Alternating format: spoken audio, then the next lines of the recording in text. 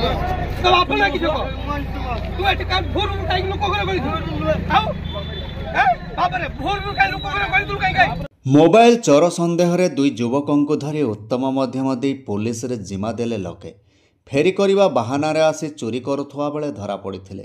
सूचना अनुसार सिंगला थाना कादराया अंचलर आबेद एवं उस्मान नामक दुई जन युवक आज सकाळे बस्ता थाना अंतर्गत अमरदा रोड बजार रे गंगाधर साहू घरे पशि मोबाइल चोरी करने को उद्यम करुवा बेले परिवार लोके पहुंचे जीवारु सेमाने दौड़ी पड़ाइथिले। पड़ोशी माने उक्त युवक मानकु काबू करी दौड़ी रे बांधी उत्तम मध्यम देइथिले। खबर पाई अमरदा रोड फांडी पुलिस पहुंची युवक दुई जन को फांडी रे अटक रखी पचरा उचरा करुछि। युवक माने फेरी करिबा बाहाना रे चोरी करुथुवा अभियोग होइछि।